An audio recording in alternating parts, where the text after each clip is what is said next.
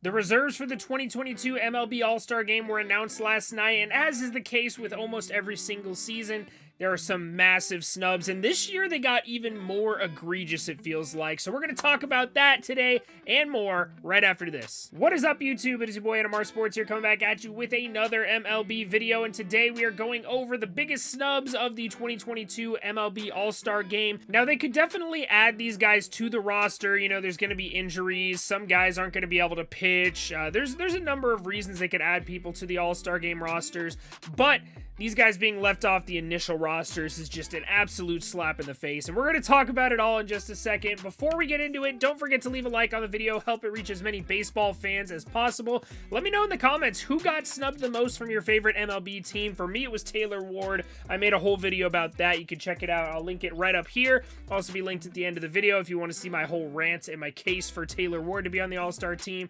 Don't forget to subscribe for daily MLB content. I'm going to be at the All-Star Game vlogging it for you guys. So I will have a All-Star Game, Home Run Derby, Futures Game vlogs posted to you guys next week. It's going to be a blast, so be sure to be tuned in for that. And without further ado, let's get into the video, start talking about the biggest snubs of the 2022 All-Star Game. So the first player I want to talk about is the only position player I want to talk about in today's video, and you probably saw him in the thumbnail. That is Ty France. Now, Ty France is having an absolute monster season, and I honestly don't have a problem with the guy who made the All-Star team in Luis Arraez. So Luis Arraez having a great year. Don't want to compare those two. I want to compare these two. The guy that all of Canada voted in for the All-Star Game, Vladimir Guerrero Jr. Let's just take a look at the numbers. It's pretty mind-blowing that Vladimir Guerrero Jr. is going to be starting the All-Star Game. Ty France isn't even on it. As you can see, he has a higher WRC plus by almost 20 points. He has a higher wins above replacement. He has a slightly lower slugging percentage. He has a higher on base. He has a higher batting average. You can see he strikes out less than Vladimir Guerrero Jr. does. He does walk less than Vladimir Guerrero Jr. as well. It's because they don't really pitch around him quite as much. But as you can see, as a whole, he has just been a fantastic first baseman. He just, as a whole, has been better than Vladimir Guerrero Jr. He did find himself on the injured list a little bit. As you can see, he's played about 10, 12 games less than Vladimir Guerrero Jr. has. But as a whole, Ty France has to be on this roster. And honestly, if anybody's going to miss the All-Star Game, I would rather have swapped these two out. Vladimir Guerrero Jr. is still a very good player. I would have been more than happy to have him on the All-Star team. But Ty France, it's such an egregious snub. I don't understand. This guy has been the best first baseman in the American League all season pretty much, and then all of a sudden he's not even on the team. I didn't even like think about it. There wasn't even a thought that went through my head that Ty France wasn't going to be on the All-Star team until I got a notification from Jeff Passan saying Ty France got robbed, because he did. He should be on the All-Star team. This is the biggest position player snub, and the only one I'm really featuring on this list. I tried to make some cases for other guys, but I'll be completely honest, I don't really see any other big snubs outside of Taylor Ward, which I already made a video on. You guys can check that one out. Taylor Ward was the other offensive guy who I think got snubbed a little bit. Now let's head over to the pitching side of things. We actually got two players in this one. That's Kevin Gossman and Dylan Cease. Now here are Kevin Gossman and Dylan Cease paired up with the rest of the starting pitchers on the All-Star team. As you can see, Kevin Gossman is first in wins above replacement. Dylan Cease is fifth in wins above replacement. But let's compare some key stats. So let's start with ERA. As you can see, Kevin Gossman has a significantly lower ERA than Garrett Cole and Paul Blackburn, and Dylan Cease is actually fifth in ERA amongst these pitchers. And when it comes to fielding independent pitching, this is basically ERA, but factoring out good defense behind you. Kevin Gossman actually leads the entire group in fielding independent pitching. Dylan Cease is fourth in this category. Now, expected ERA doesn't really mean a whole lot, but we'll go over it just for fun. Dylan Cease is fourth in expected ERA, and Kevin Gossman is 10th, but still better than Paul Blackburn. When it comes to striking out batters, nobody in the American League is better than Dylan Cease right now. Shohei Ohtani is close, but not quite there. Kevin Gossman is fifth on the list, so he's the fifth best strikeout pitcher there, and Dylan Cease is the best strikeout pitcher in the American League. And then when it comes to innings pitched, who a lot of people really think is a very important stat, and I kind of tend to agree with them,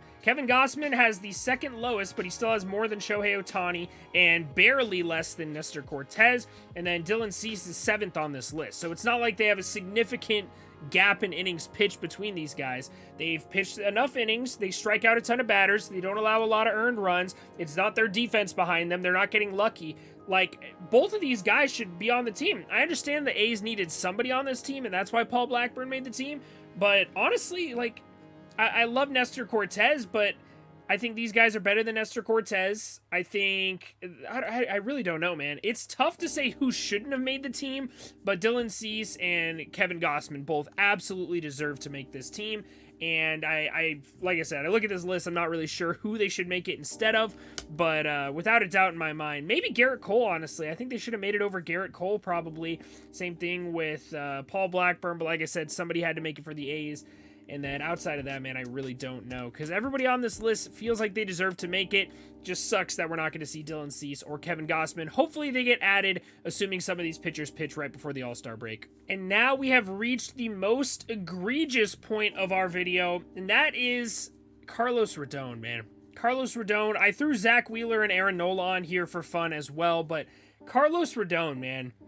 He leads in, let's just go through the stats real quick. Carlos Rodon has the highest wins above replacement of any pitcher on this list. He has the lowest fielding independent pitching out of any of these guys who made the team. Zack Wheeler's second, also didn't make the team. He's 8th in ERA, but still, as you can see by his fielding independent pitching and his wins above replacement, I feel like that outweighs his ERA, and his ERA is not bad. It's still 2.7. That's a very good ERA. He's 5th in innings pitched on this list, and he's 2nd in strikeouts per 9. He's the only other guy on this list who strikes out 10-plus batters per 9 innings. I just don't understand how he couldn't have made this list. And you see Zack Wheeler strikes out a ton of guys. Aaron Nola strikes out a ton of guys.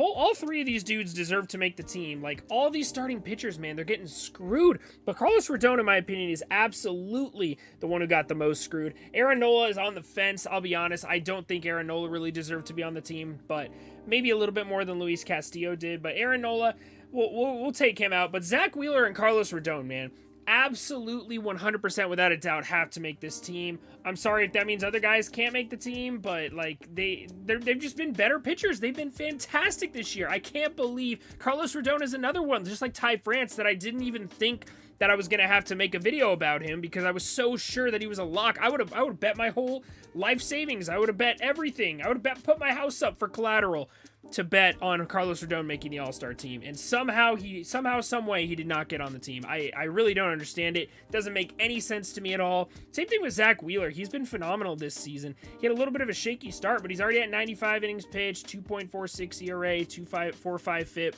2nd in fielding independent pitching in all of the National League. Just doesn't make a whole lot of sense to me, man.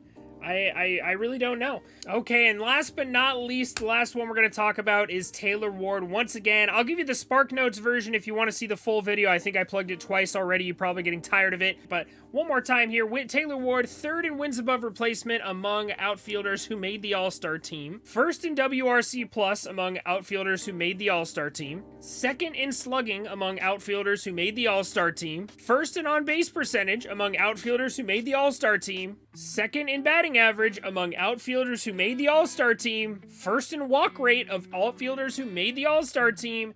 You see the pattern I'm going with here. I understand he doesn't have as many home runs as these guys, and maybe not as many RBIs because he bats leadoff all the time. But even in runs scored, he's not even close to last in runs scored. He's 3rd in, 4th in runs scored. Like, out of these guys, he is so clearly should be on the All-Star team. I don't understand it, man. And people aren't talking nearly enough about it. Like, people are just not talking about Taylor Ward at all. I understand he got a little bit colder after his extremely hot start this season, but my God, man, this one is so easy to dispute. Like, he should so clearly be the favorite. He should have probably been the 3rd starter on the All-Star team, if I'm being honest. I could argue that Julio Rodriguez could be the starter as well, but Byron Buxton, George Springer, what are these two guys doing on here? What are these two guys doing on here with Taylor Ward not on the All-Star team? That is just unacceptable, man. That is egregious. That is the definition, textbook Jeff definition of an egregious All-Star snub. Obviously, I'm more passionate about this one because he's an Angel, but my God, man, that is a massive snub right there. Taylor Ward should 100% be on the All-Star team, possibly be starting on the All-Star team. Now, that is going to do it for us today, talking about the most egregious All-Star snubs of the 2022 MLB All-Star Game. Let me know in the comments who you think the most egregious snub is. For me, it's got to be a 3-way tie between Ty France, Taylor Ward, and Carlos Rodon. But I'm curious to see what you guys think. Let me know down in the comment section. Be sure to subscribe if you like daily MLB content. Like I said, I'll be making some content during All-Star Week in LA. It's going to be a blast. I can't wait. And sign up for Thrive Fantasy, one of our sponsors. It's in the link in my description. Get 100% first deposit match up to $100, and they'll give you some free money to bet with, too. You get 2 free $20 contest entries. I've been making some bank with that, and I think you guys should, too. So, appreciate you guys watching this video. Let me know down in the comments who's the biggest All-Star snub of the 2022 MLB All-Star Game. See you guys in the next one. Have a great rest of your day.